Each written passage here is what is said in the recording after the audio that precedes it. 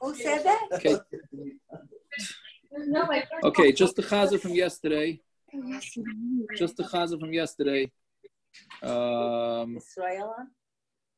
Yeah, so saying ala nisim and birchas hamazon, right? That was Chaftala Bar Aleph. And then saying Yalav Yavi and birchas hamazon on Rosh Chodesh, which obviously we say we do. Then saying ala nisim and musaf, right? Then Amud Beis was saying Shabbos by Nila and Yom Kippur, meaning these were all shilas. These were all shilas about whether if the tefillah that you're davening is not there for that day, meaning you're davening musaf on Chanukah that has nothing to do with Ala Nisim, so should you say Ala Nisim? Same thing if you have Nila on Yom Kippur, has nothing to do with Shabbos. So when Yom Kippur falls out on Shabbos, should you say Shabbos by Nila? Nila has no shaykhs, right? So we ended up saying that you should. And then we said the same thing but by Friday night that falls out on Yom Tif, then you don't mention Yom Tif in Magen Avos, because there the only reason why you're saying Magen Avos is because of Friday night. And then we had a machlokes whether you're allowed to light with the fatty tails of sheep or not. Then no lighting with oil that needs to be burnt. And then machlokes with lighting with bad smelling oil or not. And then Reb Tarfon said we should only use olive oil. That was the Mishnah. And now we start with all the reasons why you can't burn kodashim on Yom Tif. It's all yours. Yeah? Okay, so it's all tomorrow. Yeah, it should be a relatively fast stop for those that it's past the bedtime. Okay? My timer. So why can't you burn kodashim on Yom Tif? If you ain't suffering kodashim, my timer, why can't you use oil that has to be burned on Yom Tif? If you ain't suffering kodashim on Yom Tif, because you're not allowed to burn kodashim on Yom Tif, right? Meaning, if you have kodashim that for whatever reason have to be burned, that you're not allowed to do that on Yom Tov, you got to wait till Chol HaMoed. You know what immediately? How do you know this? Amar Chizkiya v'chein Tana devei Chizkiya Amar Krov v'lo yisasiru mimenu ad boker v'anois mimenu ad boker. Right. So it says, don't leave anything over until the morning. V'anois mimenu ad boker, and it says whatever's left over until the morning. So it says ad boker twice in the pasuk. Right. Why does it have to say ad boker twice? It doesn't need to tell me the words ad boker. Why does it say the second ad boker? Because the pasuk is coming to tell you that there's a second morning to the sreifa, meaning you should burn it on the second morning. I mean, back then they only kept one day Yom Tov, so right. So therefore, you don't burn kodashim on the first day Yom Tov. You wait till Chol HaMoed, meaning the second day when it's no longer Yom Tov. And that's what Ad Boker is telling you. So therefore, you see, you're not allowed to burn kodashim. You're not allowed to burn kodashim on Yom Tov, and therefore, oil of trumah, which became tamei, also has to be burned. So therefore, you don't burn it on Yom Tov. That's one reason. Reason number two: Abai Omar Kra Oilas Shabbos b'Shabbos. Right, so you bring a Oilas Shabbos, right, the carbon oil on Shabbos, b'Shabbatai on Shabbos. V'loi Oilas Chol b'Shabbos. And you don't bring the oil of a weekday on Shabbos. Obviously, you can only bring Shabbos karbanos on Shabbos, and not weekday karbanos. And you can't bring a weekday. You can't bring a weekday carbon on Yom Tov. That's second reason. So then the same thing. Kodashim can't be burned on Yom Tov. Rava Amar Kro Hu Levada Yasalachem Hu V'Loi Machshirin Levada V'Loi Mila. This is an interesting limud here. It says, "Hu levada yasalachem." You yourself, you that itself you do for you. So it says, "Hu v'lo machshirin," meaning you're allowed to do anything for yourself on Yom Tov, right? Meaning anything that you need to cooking on Yom Tov, etc., you're allowed to do, but not machshirin. Meaning, if you we just got off with the shir of kashering. Can you kasher kalim on Yom Tov? Right, well, maybe your kli became treif. Can you kasher on Yom Tov? You cannot kasher a kli on Yom Tov because it's a machshirin. You can only deal with actual food and actual cooking. You can't do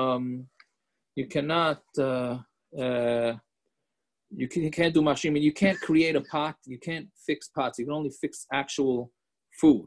Okay, and then it says v'loi mila shalei bizmana, and you're not allowed to do a bris that's not in the proper time on Yom Tov, right? Even though you might say that you should do a bris on Yom Tov, but we're saying that it's not daichu because it's not the proper time, right? The asi b'kal v'chomer, so we learned that out from a kal v'chomer, right? So Rashi says you should learn a kal v'chomer to learn out that you should do, because any difference with Yom Tov Sheni or no difference at all? No difference at all. Yom Tov Sheni we treat exactly like Yom Tov Rishon. We had a couple of blot ago. If we don't treat it exactly the same, people are gonna be nichshel, right? So there's a thing like this. Doicha, tzaras is doicha avoida, right? Meaning, if you have tzaras, if all the Kohanim had tzaras, then you couldn't do the avodah in the Beis Hamikdash, right? But the avodah of the Beis Hamikdash is doicha Shabbos, right? Because you have to do the work in the Beis Hamikdash, right? So if Mila Shalei Bezmana so if that's the case, so then let's just read this in the Rashi, 6-7 lines up. The Hachitani Hasam in the Rashi, Umat Tzarash Doichas Avodah. Tzaras pushes off Avodah Doichas Shabbos, and Avodah is Doichas Shabbos. So Mila Shalei Bezmana Doicha Isa, but Mila Shalei Bezmana is Doicha Tzaras, right? Meaning, let's say a kid has Tzaras on the Mila, right? You're not allowed to remove Tzaras. It's an issur to remove Tzaras. But let's say a kid has a Mila, on the Orla, he has Tzaras. Can you do the Mila? So we say that you can. So basically, if Mila pushes off Tzaras, and Tzaras you can't do with Avodah, but Avodah pushes off Shabbos, and then it must be that Mila should push off Shabbos. That's what you would think. So the pasuk's telling you that it doesn't. So if Mila doesn't push off Shabbos or Yom Tiv, so Mila meaning Dafka Mila Shalei Bezmana, so burning kodashim doesn't have a specific time to do it either, so wait till after Yom Tiv to do it. That's the third reason. Rav Ashi Omar, Shabbos Shabbosin. It says Shabbos Shabbosin, essay, right? So it's a mitzvah to rest. Yom Tiv asay, meaning rest, meaning don't do avodah, don't do malacha, right? Shabbos Shabbosin, rest, don't do malacha. Yom Tiv asay v'loisasay, and the mitzvah Yom Tiv is an essay and a loisasay. It's a positive mitzvah that you have to do something, and it's a loisasay not to do an avera. Ve'ein asay doiches loisasay v'asay b'Yom Tiv hu da'asur ha'b'chol shaper dami. Right. So an essay is not doicha loisasay and asay, but that's only on Yom Tiv. But b'chol it's shaper dami. Yeah. So therefore, what do we see? That you would be able to. This is. One second. I'm sorry. I jumped it. Meaning the reason you can't. I'm sorry. I jumped the gun. This fourth reason here is that an essay, a mitzvah asay of burning kodashim, is not doicha a loisaseh and asay, which Yom Tov is a loisaseh and asay. Okay, so that's the fourth reason. So now the Gemara says, so b'Yom Tov hu da'asur ha'b'chol shaper dami.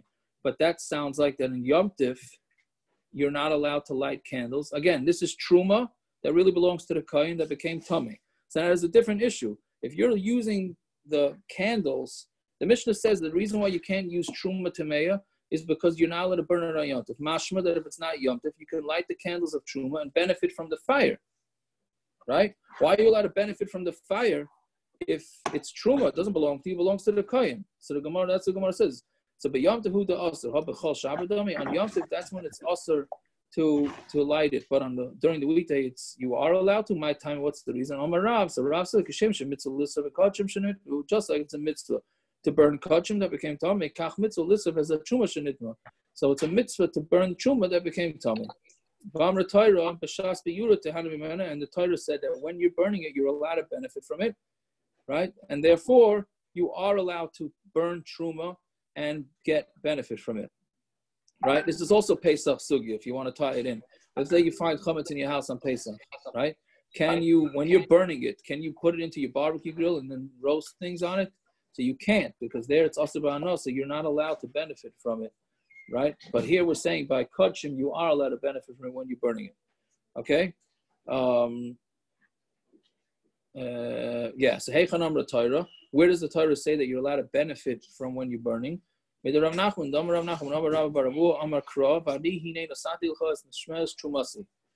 pasuk says, and I will give to you the mishmeres of my trumah. The pasuk's talking about two different trumas. Achas trumah tahira, achas trumah tamei. There's two types of trumah, right? There's one that's tahor that everybody can use, and then there's one that's tamei that they can't use.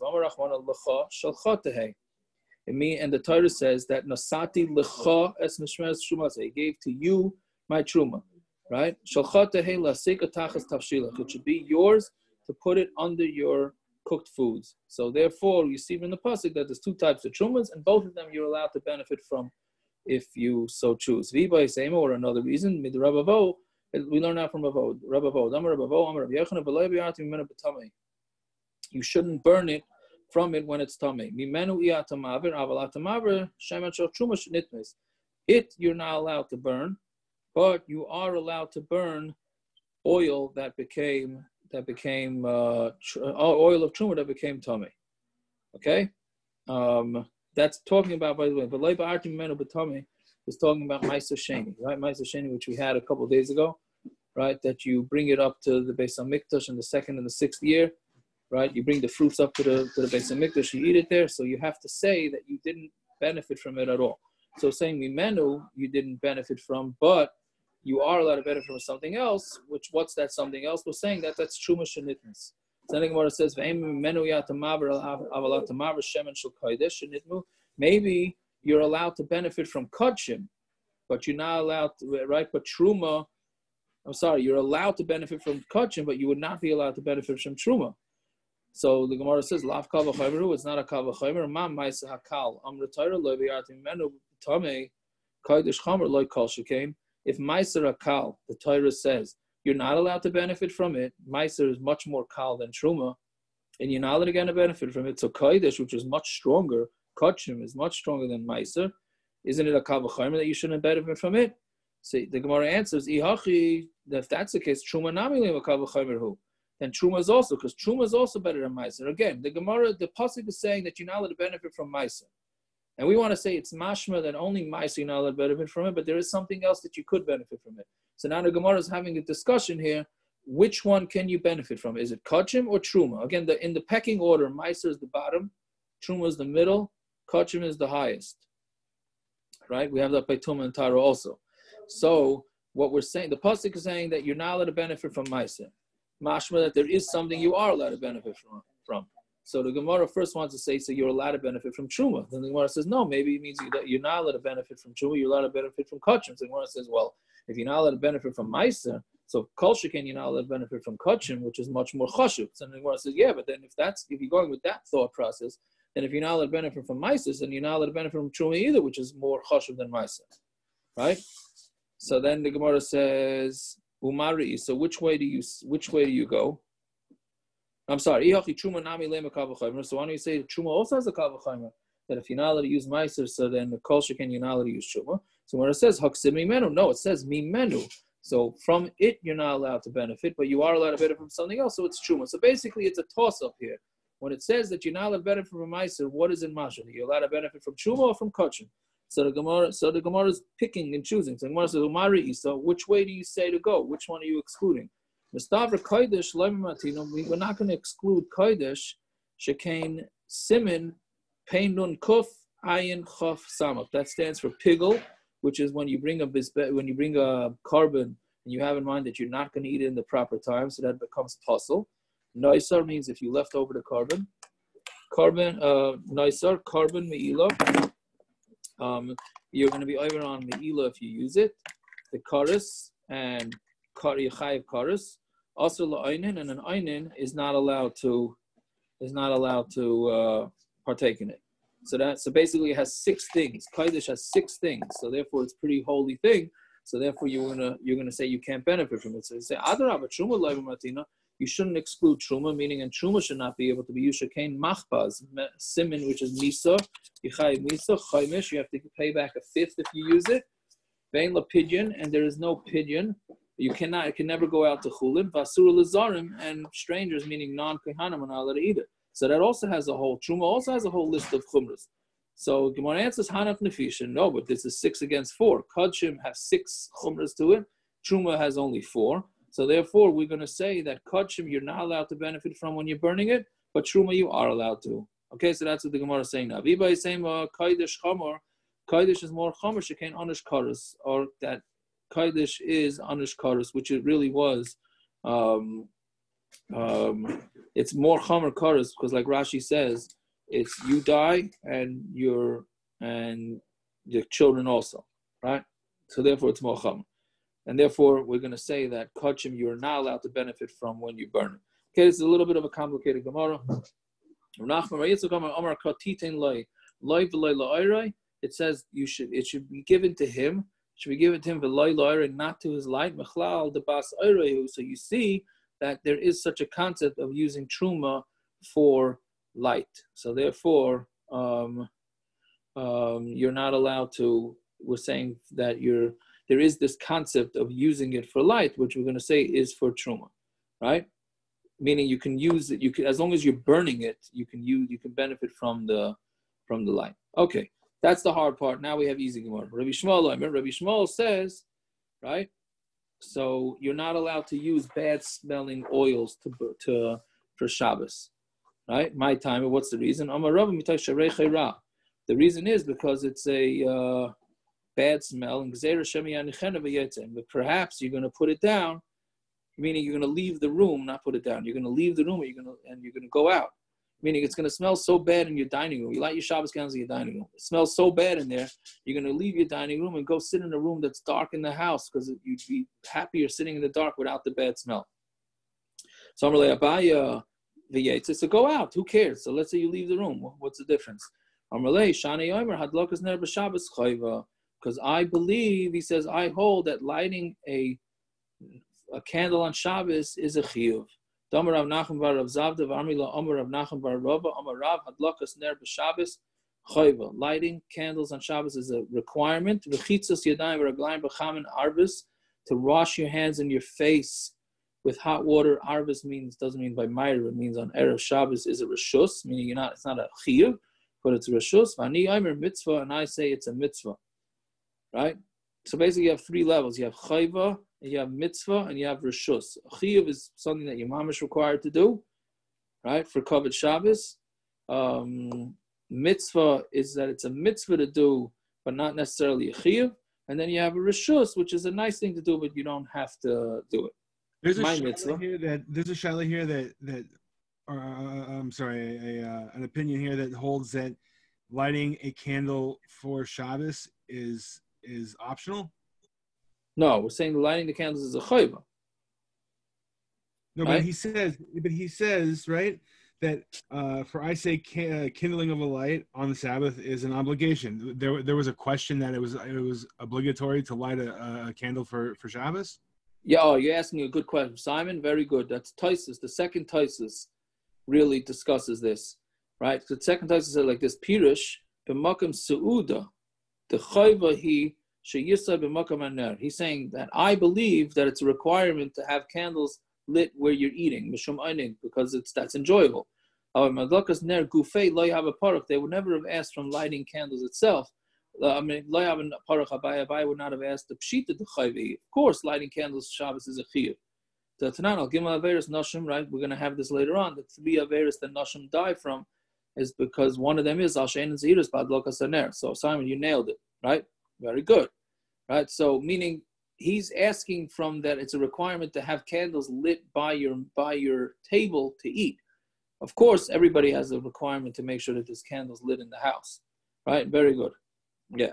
So my mitzvah, what is the mitzvah? Damar Rav Yehuda Marav Kachoyim and Hagish Rav Yehuda Bar Eloi. This was the minig Rabbi Yehuda Bar Eloi. Erev Shabbos meviim le areva malei chamen. They would bring him an areva. How do you say areva? A basin full of hot water. V'roichetz panav yodav v'raglam. And he washes his hands, feet, and face. And he wrapped himself in clothing. V'yoshev b'sadina. He wrapped himself and sat in these sheets hamitzuyotz that had tzitzis on it. V'doim l'malach Hashem tzvakos. And he looked like a malach Hashem. But his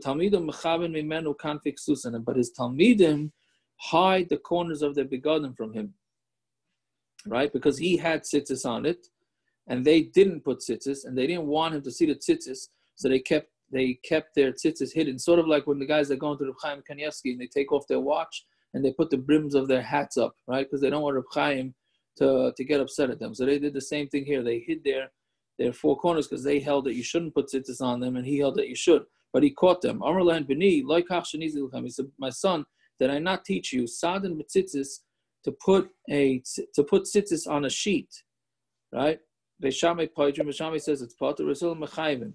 Beis Hillel says it's chayv. Allah k'dir Beis Hillel. Allah is like Beis Hillel, right? So therefore, he's saying, why are you guys not putting on your tzitzis onto these sheets? Meaning these sheets were not necessarily clothing. Clothing, of course, everybody holds you have to. Now, the issue is that he was wearing shatnez. Right? So he was putting it on to linen, right? Right, that's what Rashi says. So he put on linen, and that you're allowed to because you're allowed to put wool and linen together for tzitzis. But the problem is that if you're not chayev in the tzitzis and you put wool and linen together, then you have a problem because you're even on the loisus and the Torah, right? So basically, he told him, no, don't worry about it. Put the tzitzis on there, even though it's shanis, because it's required to have tzitzis like this. They were afraid that you might, ksus laila means clothing at night. Night clothing does not require tzitzis. They were afraid if you're going to put shatnez into this clothing and then you're going to end up using it at night, and night does not require tzitzis, then you're going to be over on shatnez just to be mekayim the mitzvah of tzitzis, which it's safer not to do that. Okay? Fine. Is there really an Indian to wear tzitzis at night? Like the guys that come to yeshiva and then they throw tzitzis in a shluch couple on? Like the Hasidim, I think the Arizal says you should wear tzitzis at night.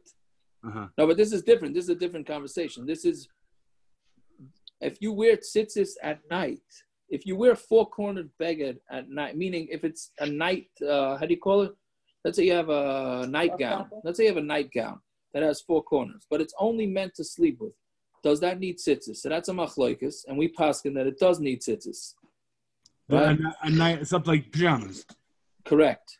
Even though it's just meant for night, even though it's a machlokes. So they were afraid that if they're going to wear a night garment, which is patur from tzitzis, and then you're going to put on linen with wool, so then you're going to be over on shatnez. And the only time we're allowed to put shatnez on tzitzis is when you're required to wear tzitzis. But if you're not required, then you're going to be over on shatnez. So then don't wear the garments. I don't understand. So why don't wear the garments? That's true. They don't have to wear that garment. So they're saying that there are Rabbanan wearing geyser, but Rabbanan didn't tell you to go ahead and wear that garment. Yeah. So they're being Iker the Torah, but saying have a nice day. Like what's going on? So they are very good. So Taisus discusses Akiva excellent. So the Taisus discusses it where they're telling you to be Iker the Torah with a kumva say. They're not telling you to be Iker, right? We're Iker the Torah by kumva. But they're wearing it. We'll tell you not to do a positive mitzvah. The Chacham can only tell you not to do. Chacham will never tell you to do an isser, like not blowing shofar in Rosh Hashanah, not taking lulav and esrog on Sukkot. Chacham just told you don't do a mitzvah d'oraisa. They would never tell you to do an isser. So they're saying here too, don't do the mitzvah of tzitzis because we're afraid you're going to end up in hotter water than that. But why can't they just not wear it? Saying. Why can't they just not wear it? That's like the one thing I don't understand. Do they not have clothing? They were afraid that you're going to wear it. They're afraid that you're going to wear it. But they didn't wear. Go ahead. Sorry, Kiva. No, I was just wondering. So they didn't wear any. They weren't wearing it. That was the story. They weren't wearing the garments. No. They were afraid that if you hold that a beged laila doesn't need tzitzis, then we might end up you might end up wearing the beged laila, and therefore so they didn't wear anything. Put shatnez. What? Were they wearing? Oh, okay. I think they were just afraid that you might. Okay. I think so. That's the way I understand. But there's no mitzvah. There's no mitzvah to wear tzitzis at night in general. No. So one second. A garment that's worn during the day, if you wear it at night, right? That's also a machlokes. So lemaisa we do, meaning you're not mechuyev to wear tzitzis at night, right? But if you're wearing a four-cornered beged at night, you still have to put on tzitzis. Yeah, but you could meaning like if you, I took my tzitzis off because I was doing the dishes tonight, right? Right. But generally, I'd have my shirt, my tzitzis on. If you go through the night, let's say you fall asleep and you wake up the next day, you haven't stopped doing a mitzvah, then started and stopped again. You're just continuously doing it. It has, correct. That's true. That's true. Simon, you got to make us all look bad that you did the dishes tonight. That was the point. Yes. But anyway, no, you're saying a good point. Actually, Ramosha Feinstein has an interesting thing. He says that if you take off your tzitzis at night and you want to put them back on, and it's a situation where you would have to make a bracha, like if you decided to change, let's say you washed the dishes with your tzitzis on and they got flooded. Then you decided at night that you want to put the tzitzis, a new pair of tzitzis on, Ramosha Feinstein says not to do it because it's a suffix brachas. Why would it be a suffix bracha if you don't have? Because we don't make a bracha. We don't make a bracha at night. Because because of the opinions that hold that night does not require tzitzis. So Ramosha says better not to put on the tzitzis than to put them on and not make a bracha. There are opinions. There are opinions that say that you should wear it at night. Then there are opinions, yeah, but it's a machlokes. So Ramosha says better not to put on the tzitzis and get into the whole suffix brachas. Even though he says, but if it's going to really make you nervous that you're going around without tzitzis, so he says you're allowed to put on tzitzis. With or without a bracha? No, without a bracha. Nobody puts on tzitzis with a bracha at night. Okay, let's see a little weiter. So what do they do at the end? He said you should. They were afraid. The Gemara. It ended off with. He said to them that they're doing something wrong. They're not doing like and this. And then the inu savri mishum ksus laila. Now what? Right. Which one? Which is where we do paskin. So it stopped. 2 dots. Yes. Yeah. You have to wait for the sequel, Naftali. Okay. Yeah. Anyways, okay. Right. Vatisnach mishalam nafshi nashisi toiva. It's prevented from peace, my nefesh and nashisi toiva, and it's good things were prevented from me. Ma vatiznach mishalam nafshi. What does it mean that my soul was missing something peaceful? I think that's the way to translate it. Amar Rabba Bozu atlakas ner b'Shabbos. I'm not going to have lights to light on Shabbos. Nashisi toiva. Amar Rabba Yirmiyah zu beis hamerchutz. That's referring to not having the beis hamerchutz to wash for Erev Shabbos. Right? Rabbi Yochanan Amar Zu Rechitzis Yadayim Raglayim B'Chamin. That's washing your hands and feet with hot water. Rabbi Yitzchak Nachman Amar Zu Mita Noah B'Kelim Noam Shalel. This is having a good bed. Doesn't mean a bed to sleep in. It means a bed, like we're supposed to have by the Seder to lean on. And Kelim Noam Shalel means nice linens and Kelim and all that. Rabbi Abba Amar Zu Mita Matzas. That's talking about a bed that's made V'Isha Mekashetes L'Talmidei Chacham, and a woman who looks good for Talmidei Chachamim. Okay, that's what he was saying, that he might. That's an eicha, right? That's the sadness, that the mashal that he's saying about missing out on the churban. Tana Rabbanan Eza Asher. We get a little musar here. Okay, what time is it already? 10:09. Okay, we'll start with this tomorrow, B'ezras Hashem. All right. Quick question. Off, but hang in there. But that's yeah. The next couple of blocks we get back to Tumah and Tara. Quick question. Yeah. Or when we lean during the Seder, if I have an office chair that I'm going to use that has nice arms that are adjustable, can I use that? Yes, as long as you're leaning on something. I've never been home, so I've never had my own chair. Yeah, that's a fine chair. That's that type of chair, office chair, is fine. Rabbi Stein, I have a very important question. Yeah. When is Pesach? Sorry, you should have been on the year prior, man. You're the only guy that I would take that question serious. You know what I mean?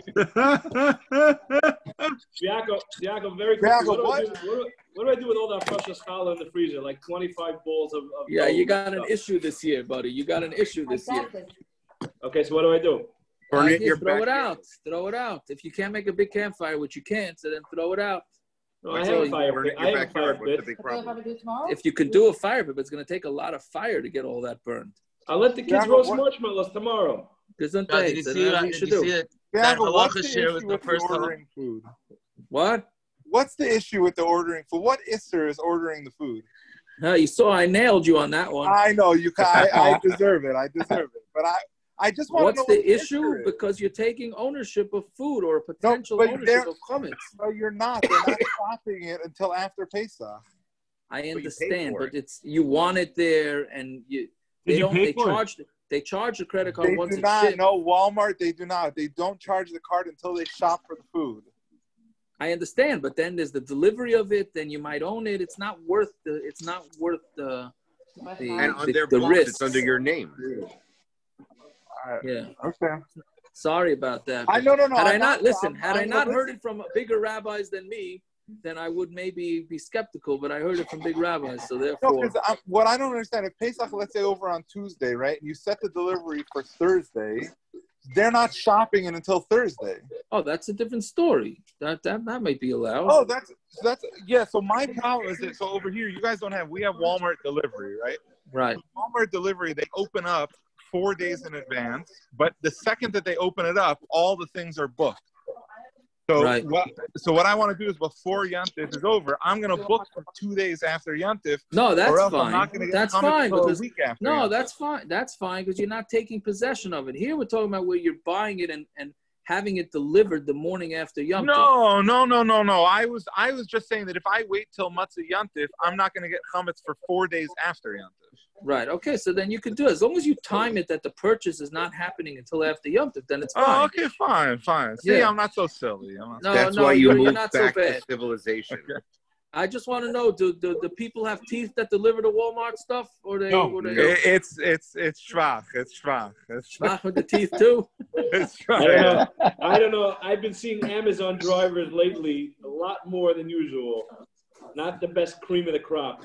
Oh, listen, you know what I mean? Oh no, Yeah. there's a meth head that's delivering in South Bend right now. He goes around, drops things off, and then goes back to where he went and takes it. Yeah. Okay. Yeah.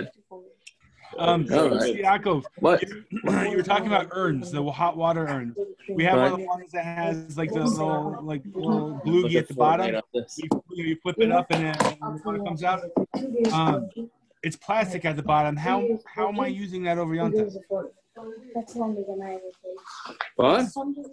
Okay, I understand. What are you blanking out? You blanked out a little bit. The hot water urn, yeah, Yeah. with the little bloogie, the little spout at the bottom, and the spout is plastic. How am I using that over Yom Tov? Which I understand. You blank. Which type of urn you have? It's like one of those coffee urns that they use like when you go away to like a program or something like that. It's not like the pump pot. It's got the thing. You got the spout, the thing, right? Yeah, I have the same urn. I have the That's same thing. plastic, probably. Yeah. So we don't kosher plastic. The question is what you use it for all year round. Oh, come on. I've got a 2-year-old. What do you think I use it for? Oatmeal? Of course. That's the wrong answer. Okay. I only use mine for coffee. Am I good? You're good. No, You're good. if you use that for coffee, it's bad news. You take Why? it from me. Because that's the wrong temperatures for coffee. We could talk about it. Oh, later. no one cares. Stop. I don't care about that. I get to use my urn, and you don't. Ah, now you're talking. You know what? I'm heartbroken for everyone in this conversation. I'm heartbroken for anybody that drinks coffee. Look how many issues you have. Man-made issues. Most of the year, I don't even drink that type of coffee. I'm What stuck issues at do home. I have? You know, you got to figure out how you're having your coffee and your fix and all that stuff. Do you really want us to talk about all the issues? No, please not. They're related to coffee, by the way. Related to coffee. Oh, sorry. At least he's not the meth head driving the Amazon truck. Oh, I had to buy a new one. Then how am I titling the thing? Yeah. How am I titling this thing, or am I doing the sell it to a guy or whatever thing? Yeah, well, if you toilet, you have a new one? I'll go get a new one at Walmart. What do I care? No, listen. This So, year, Tiago, how do you because of the title it? situation, I'm saying you can kosher plastic. One thing, but how would I title it in general? I missed that part of this year. You drop it in the Sure. water. You put it in and let it dry out for a bunch of days. I didn't discuss Put it in that where? shit. What? Oh, The mikvah. how do you? It's a massive piece of. You have to put in the mikvah. Yeah, you drop it in, What then you let it sit. If it's metal, Just don't leave it plugged in. Wait, That's wait, it. That's all you need. wait. So how do I kosher the spigot then? How do you kosher the spigot? You Yeah. can turn it over and pour hot water on it. I was waiting for somebody to ask, how do you blow towards your wife? Simon, if you ask another question on this in Hilchos Pesach, I'm going to start posting some pictures. Peretz, when are you going to be able to post the link? Recording. Hold on, I got to stop recording. Stop recording. Parrots.